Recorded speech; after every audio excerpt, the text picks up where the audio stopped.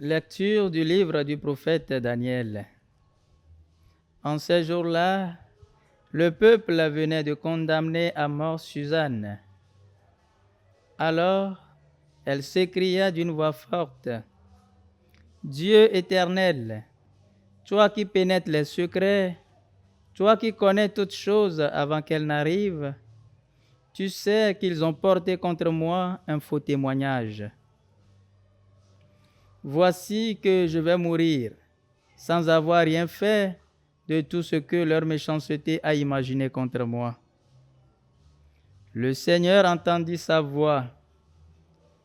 Comme on la conduisait à la mort, Dieu éveilla l'esprit de sainteté chez un tout jeune garçon nommé Daniel, qui se mit à crier d'une voix forte, « Je suis innocent de la mort de cette femme. » Tout le peuple se tourna vers lui et on lui demanda, « Que signifie cette parole que tu as prononcée ?» Alors, debout au milieu du peuple, il leur dit, « Fils d'Israël, vous êtes donc fous, sans interrogatoire, sans recherche de la vérité, vous avez condamné une fille d'Israël. Revenez au tribunal, car ces gens-là ont porté contre elle un faux témoignage. » Tout le peuple revint donc en hâte, et le collège des anciens dit à Daniel, « Viens siéger au milieu de nous et donne-nous des explications. Car Dieu a déjà fait de toi un ancien. » Et Daniel leur dit, « Séparez-les bien l'un de l'autre, je vais les interroger. » Quand on les eut séparés, Daniel appela le premier et lui dit, « Toi qui as vieilli dans le mal, tu portes maintenant le poids des péchés que tu as commis autrefois et en jugeant injustement.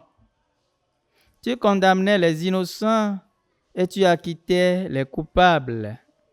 Alors que le Seigneur a dit, tu ne feras pas mourir l'innocent et le juste.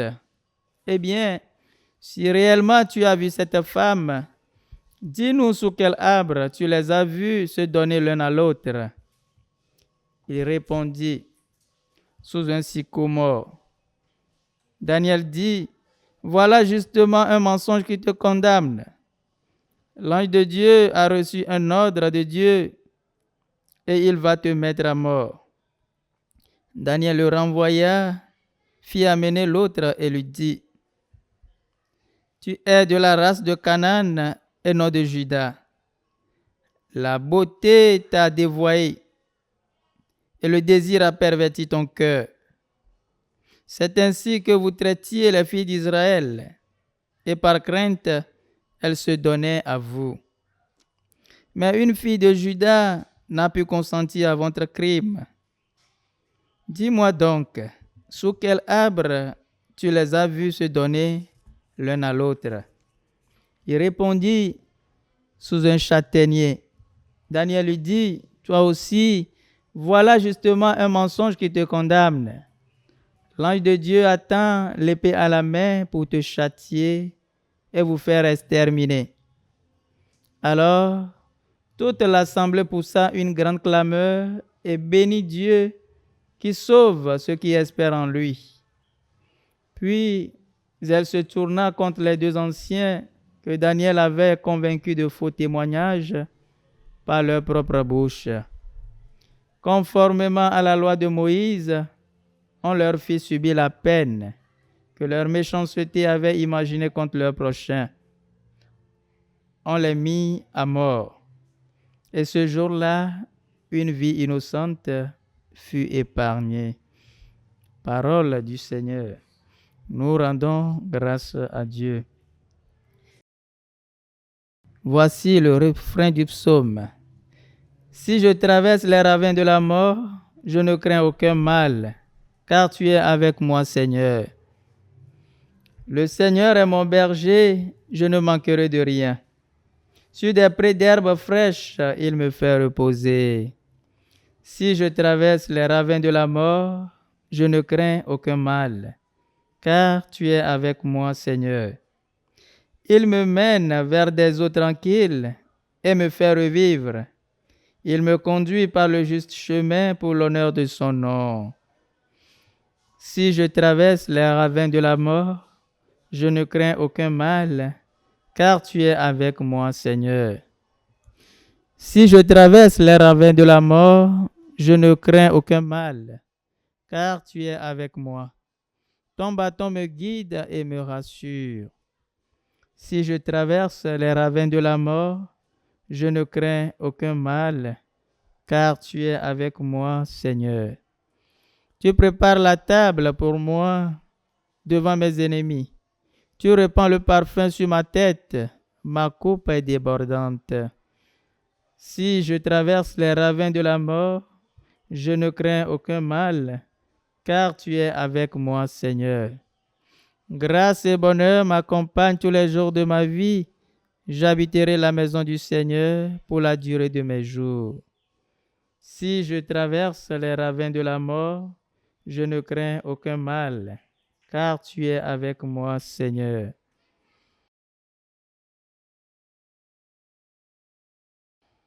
Acclamation de l'Évangile. Je ne prends pas plaisir à la mort du méchant, dit le Seigneur, qu'il se détourne de sa conduite et qu'il vive.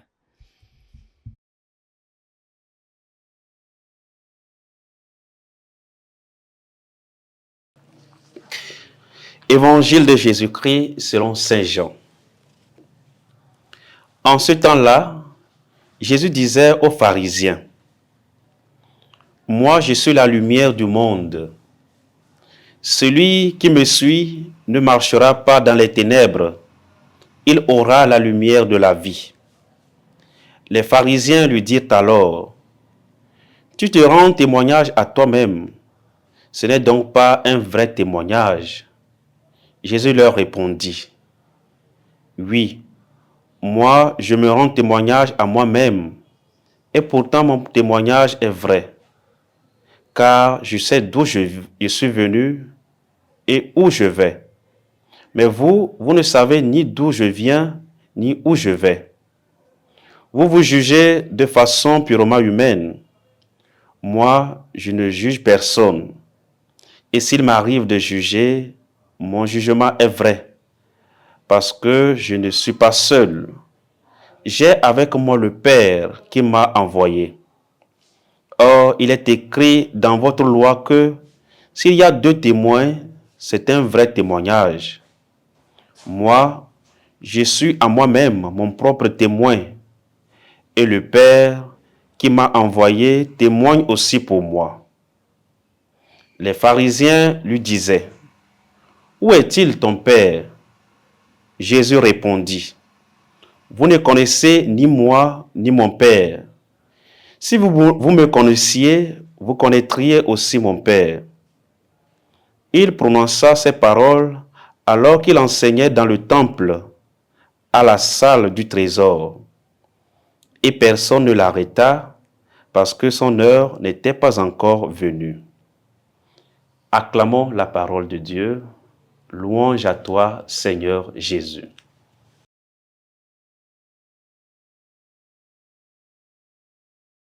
Bien-aimés de Dieu, aujourd'hui, lundi 7 avril 2025, lundi de la 5e semaine de Carême.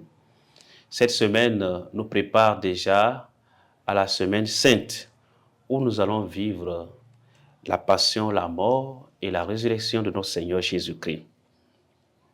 Aujourd'hui, le Seigneur nous laisse un message très important pour notre vie de foi. Moi, je suis la lumière du monde. Celui qui me suit ne marchera pas dans les ténèbres, il aura la lumière de la vie.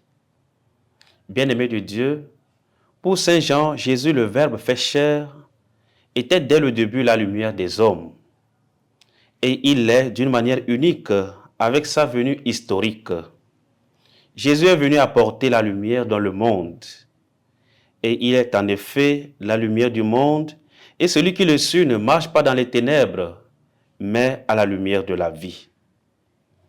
Le Seigneur Jésus exige un engagement personnel, indiqué par le verbe « suivre », c'est-à-dire se laisser imprégner par la lumière de Jésus, le Fils de Dieu. Comme le peuple de Dieu suivait la nuée lumineuse qui le guidait, le croyant, le chrétien, la chrétienne doit suivre la lumière en se laissant transformer et éclairer par la présence de Jésus. Aujourd'hui, Jésus répond aux pharisiens en ces termes. Je sais d'où je suis venu et où je vais. Mais vous ne savez ni d'où je viens, ni où je vais. Jésus vient du Père et retourne au Père. Il est bien conscient de sa mission. Il est envoyé par le Père pour sauver l'humanité. Et à la fin de cet épisode, Jésus s'en va. On cherche à l'arrêter, mais personne ne l'arrête parce que son heure n'est pas encore venue. Bien-aimés de Dieu, que l'évangile de ce jour nous aide à encore vivifier notre foi, à suivre le Christ qui est la lumière du monde, lui qui nous conduit vers le Père, et que la grâce du Seigneur nous accompagne en ce jour. Au nom du Père et du Fils et du Saint-Esprit. Amen.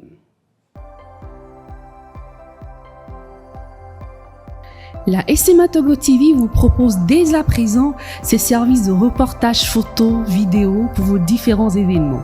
Mariage, anniversaire, concerts, conférences et même les veillées funèbres. Et ceci en soutien à la mission de l'évangélisation. Contactez-nous au numéro